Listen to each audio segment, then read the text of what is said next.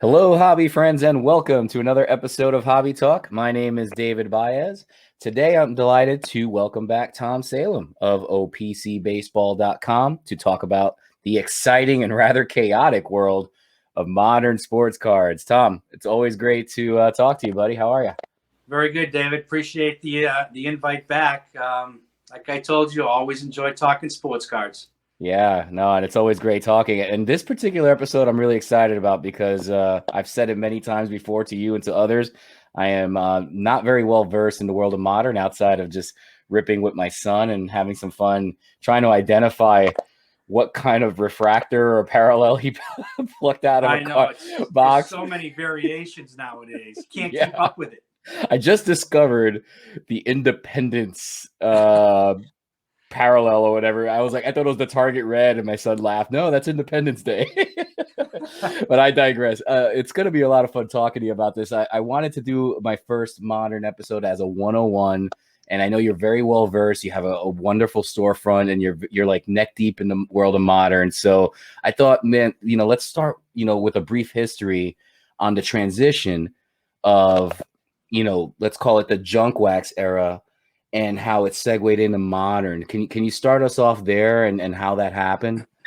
Well, I have to tell you, I think the one thing that really kicked it off, going from the old school days of your Topps, Donruss, Fleer, and then Upper Deck entering the hobby in 1989. I think the big game changer would be 1993 Topps Finest Baseball.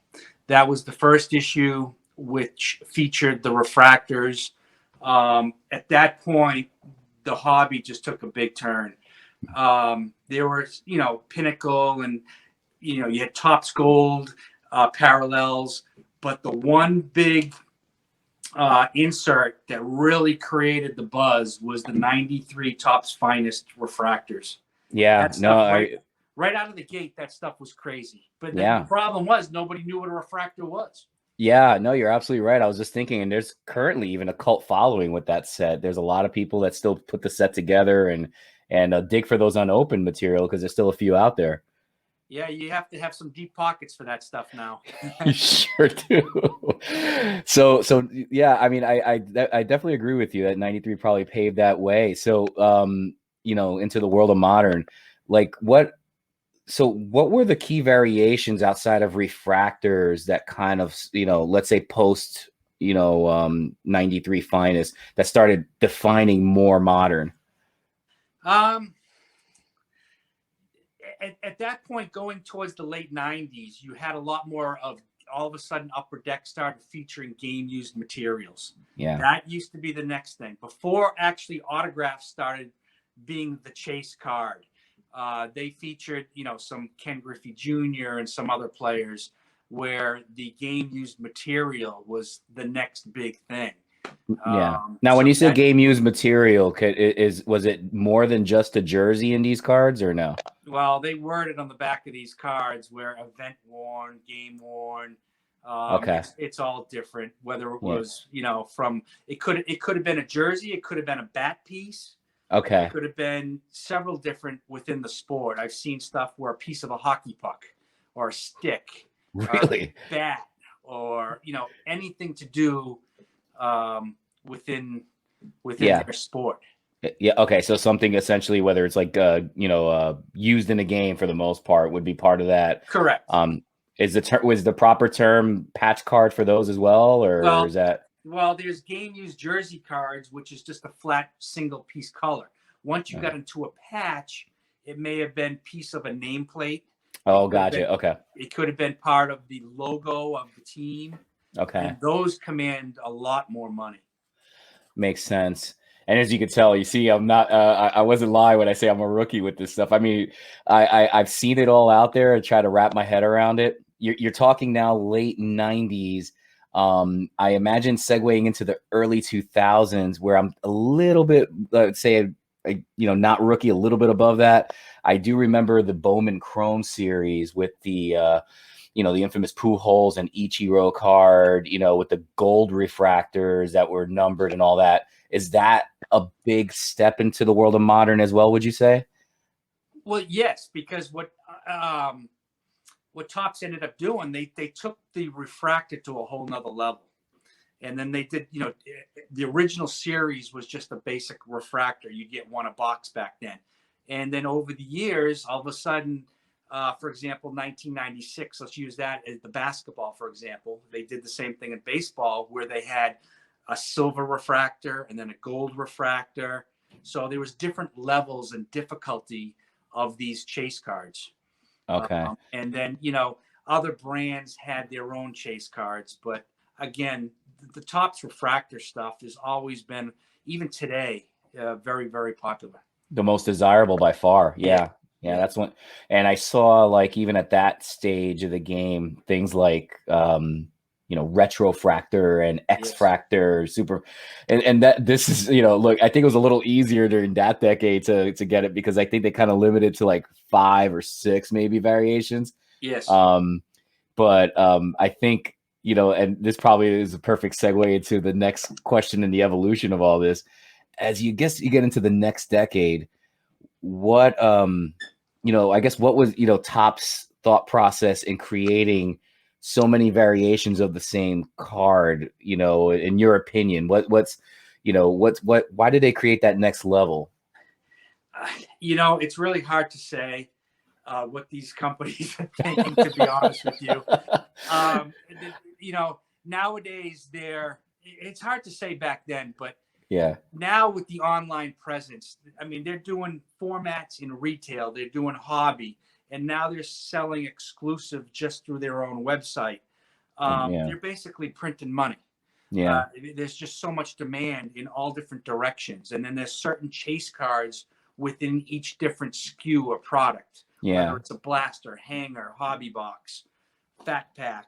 My take on it too, Tom, is that, looking again from the outside looking in, is they've learned from their mistakes of the junk wax era and said, okay, well, we could still produce a good amount of cards to the hobby base, but make it fun, where you're chasing different versions of that card. It could be the Father's Day one, and then you want to get that player that your father likes, but you also want to get the Aaron Judge Father's Day jersey for your dad, and whatever the case is, right? Like you could try to almost create a story behind the parallel you're chasing or whatever, Well, you say it's fun, and I'm not a collector, but for collectors, it can be very frustrating because now they're chasing 30, 40, 50 different parallels of the same card.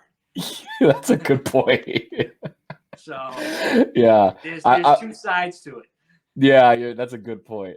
I'm still trying to wrap my head, not to get off the rails here, but I'm still trying to wrap my head around like the bat up versus the bat down, or the sunglasses on.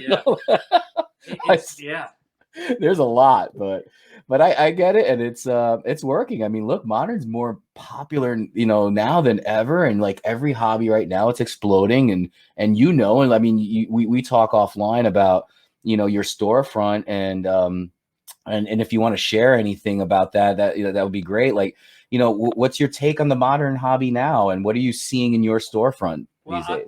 I'll tell you, our storefront, we have, I would say, 95% modern up here. We sell a lot of vintage through our website, pcbaseball.com. But the storefront is mostly 9 out of 10 people coming through are all looking for modern, unopened packs, unopened boxes. It's like nothing I've ever seen. We were talking earlier. It's crazier today than it was during the big boom in the early 90s. To me, it's amazing, and that people will come from near and far, Tom, to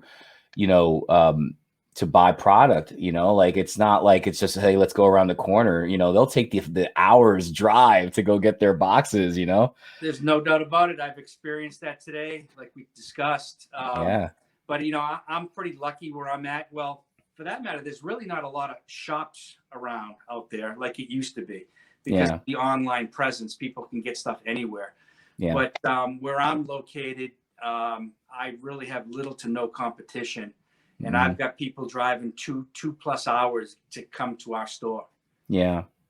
And you have a great variety of products, and of course, sprinkle in that great reputation you have. So I would, if I lived out there, I'd take the drive too, my man. I appreciate it. Yeah. We've put a lot of work into the storefront. We've got loads of modern unopened in all sports. So let's talk a little bit about that. You were alluding to, the boom, if you will, and the all the folks coming in. What would you say right now, based on what you're seeing in on your site and in your store? What are the most popular products being asked for in your store by sport? Hands down, it's basketball. Football's been pretty hot, but nothing like basketball. Wow. Basketball, there's so much money in basketball. I sell more basketball than anything every day. Wow. in the store for the last few months. I was going to say Chronicles, Prism, Mosaic. It just goes on and on. Select hobby boxes. It's high dollar stuff. Amazing. It's all moving. Everything. The Zion, John Morant, that rookie class from last year is very deep. Yeah, and all the product from last year is selling. NBA Hoops Premium is the new product, and that's flying out of here. So in your take, it's really like just all basketball. So it's not even like, basketball / Panini. It's like anything basketball is really flying off. Wow, that's amazing. And there's buyers at all levels. Basketball's not cheap anymore. I mean, most packs are in the $8 to $10 range, if not more. But there's packs and boxes that are several $1,000s, and there's buyers for that just as many as those as there are for the cheaper stuff. Amazing. Now, if you were to rank, what's next on the list of modern popularity after basketball? I would say football, but I think it's slowing down. Yeah, football's been hot because the season's been going on. I really see baseball about to explode in the next 2 to 3 weeks. Yeah. Spring training starts up and these guys are getting out there and throwing the ball. Baseball is going to boom real fast. Yeah, sprinkle in the fact that there's all this talk about stadiums opening up again to fans and all that. It's going to get that feeling again of not to take away from last season, right? But they did their best to make the season work, but I just get the feeling that baseball is going to be, to your point, amplified in 2021 even more. Yeah. So it's baseball is going to hit big and it's going to hit fast. So I've been telling customers, if you're into baseball, go now because prices are going to change fast. Yeah, that's some good advice. And I noted, if I buy my son now his early birthday presents. There you go. Oh man. So let's talk a little bit about, we were talking a little before about how the modern era has done things, I think, well in terms of creating scarcity within product but still keeping up with the demand, right? What would you say are some of the rarest or priciest products available in the market currently? And let's start, because that question is kind of a loaded one. Let's start first with products like series, if you will, and then maybe single out a card or a player later. But let's start with product. What's the rarest out there? Well, there's rarity in every product. It's really a tough question, David, because whether we're talking Topps or Panini, they've got their lower end products and then they've got their super high end products. Yeah. But as far as rarity, I mean, every issue has rarity within it. It's just a matter of finding it. But I mean, you can get your box levels again cheap, $50, $100 boxes. But then you've got some boxes like there's some Topps to issue. They're $20,000, $25,000. Wow. So now are the cards? They're super, super nice. They're limited. Autographs and they offer special stuff, but it's not everybody can afford $25,000 for a single box and take a gamble.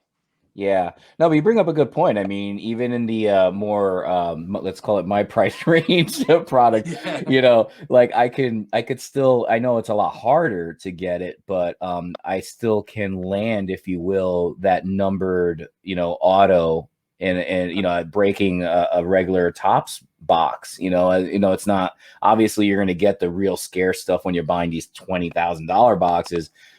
It's pretty much almost a guarantee you're going to get something that's really you know, unique.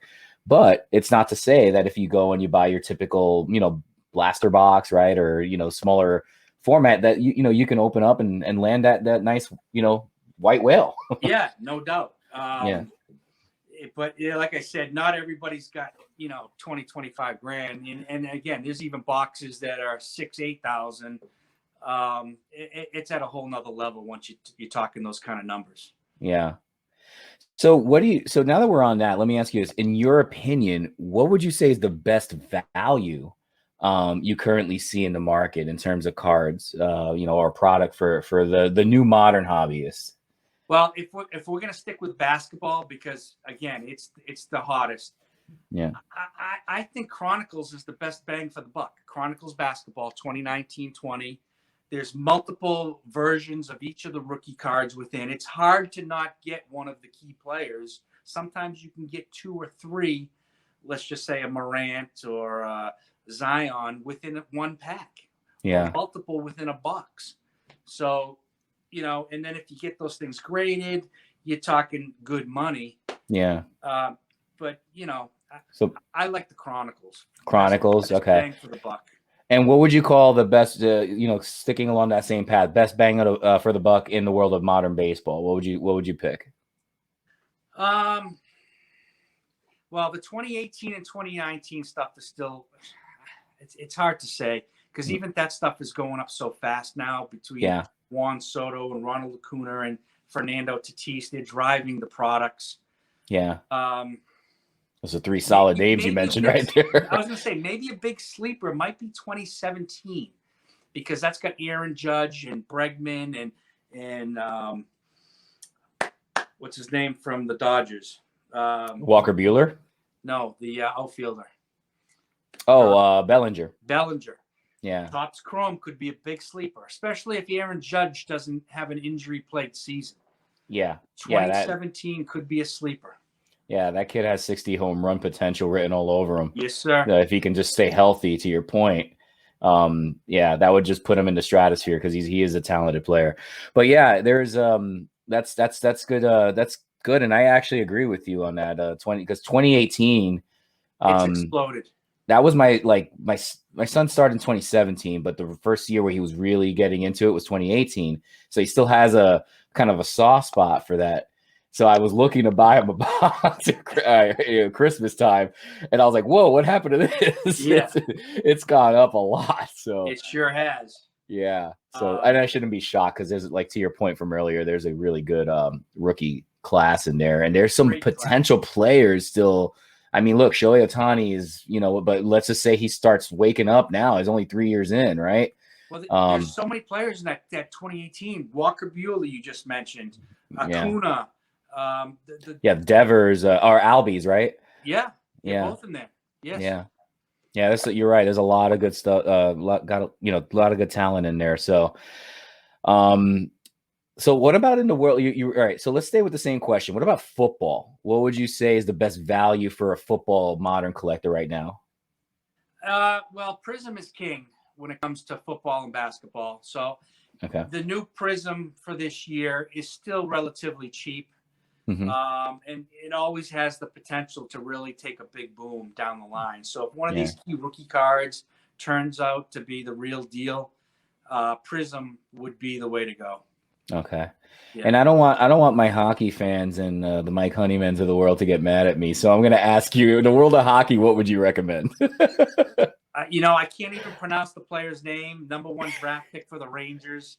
He's from Canada. Plays in New York City. Let's ask Kurt to do it. Yeah, Kurt could probably do it. But he's in the new 2021 Upper Deck Series 1. Okay. And, you know, I think his card in a PSA time 10 is $1,000, $1,500. Wow. Yeah, it's big money already. God, man, I would never have thought a new modern player in hockey would bring that kind of money out of the gate. You can still find those packs and boxes in retail if you get lucky. Yeah. Interesting. But yeah, he's in Series 1. Very cool. So some good advice you're giving out to the folks out there. My viewers for the most part are more vintage based, but I'm telling you, like we all have this like foot in the door, right? Where we're all looking at modern, and it's interesting. And I'll ask you this question, kind of like as a little sidebar here, specific to baseball. One of the sets, and we've had some good discussion in the past with some of the folks in the threads and all that about the Topps Heritage set and how cool, how cool it is that they're using the old look. Would you say like Heritage is, I don't know, like would you It's say popular. People Yeah. love the Heritage, because there's within that product there's different chase cards. Yeah. There's action photos.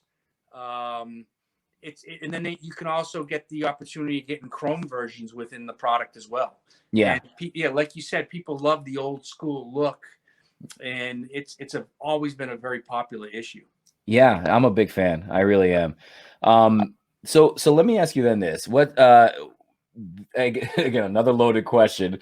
The modern market, where do you see this evolving in the next 5 years? What's your take? Are there going to be more variations, more products? Are they going to kind of bring it down a little bit? Where is this going? I don't see things slowing down. I see these companies, whether it's Panini and Topps, offering more products through their websites. Mm-hmm. It's hard to predict the future. The business as strong as it is, and the demand and outside people getting in, like we discussed. Yeah. I don't know, David. It's just it's mind-boggling what's ride the wave, right? Market. This everything just happened so fast with this modern craze. Yeah. And you can't keep inventory in. It's crazy. Would you say that the element of the live breaks has a big factor in its popularity as well? I believe so. That's not something that we've ever gotten into, at least not yet. Mm-hmm. But yes, that's a whole nother level of the online sales from breaking on social media. Yeah, that's a whole nother. I see more channels and more live feeds than ever, and for the most part, everyone that I've kind of tapped into and just looked at to check it out, the viewership is rather decent. I mean, it's popular, and everyone has a good amount of followers. Yeah, I don't get into it much, but I see it when we post our social media posts on Instagram and Facebook, and I do see what other people are doing, and it's popular. There's that online presence on group breaks and what have you that it's tremendous on what's happening. It's selling product. It's getting people involved. It's promoting the business. Go ahead. I think there's I've asked this question or talked to Kurt. One of the things I think is probably like that makes it really interesting is that camaraderie with your fellow hobbyists. And that part, it's interesting because I don't participate in a lot of breaks, but I'll go on the threads, like on Kurt's, for instance, or whatever, or wherever I get invited, and I'll check them out, and I'm talking with them as they're getting it. And if they get the hit, I'm congratulating, and it's kind of cool watching somebody else's. Right. But I think the social element to it, especially in COVID era, probably has a part to do with it as well, and sharing your big hit with your fellow hobby nerds. But I hear you. Maybe someday we'll dabble in it. But I just don't see it anytime soon. There you go. I'll be lurking around the OPC baseball. Well, I will admit that when I'm on Instagram every now and then, I'll watch a few live breaks to check out certain new products. Yeah.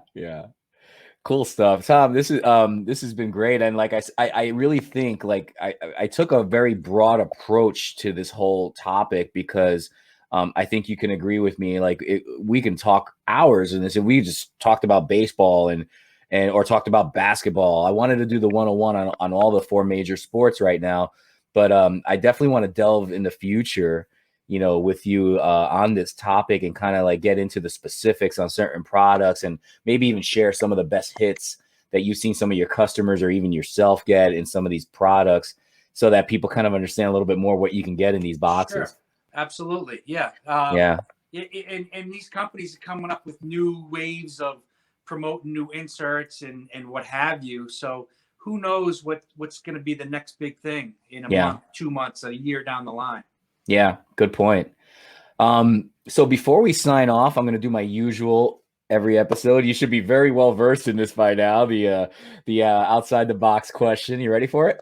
Okay, sure. All right, let's do this. So what's the one item in your collection that you sold that you miss the most, and why?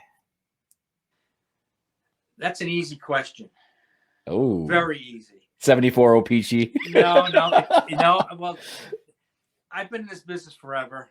Yeah. And, I'm not the only one that would say this either. And that's all my 86 unopened packs and boxes and Jordan rookies. The way stuff is now, I had all that stuff back in the day. Yeah. Back when I had my first store up in Massachusetts, I had lots of that stuff. Yeah.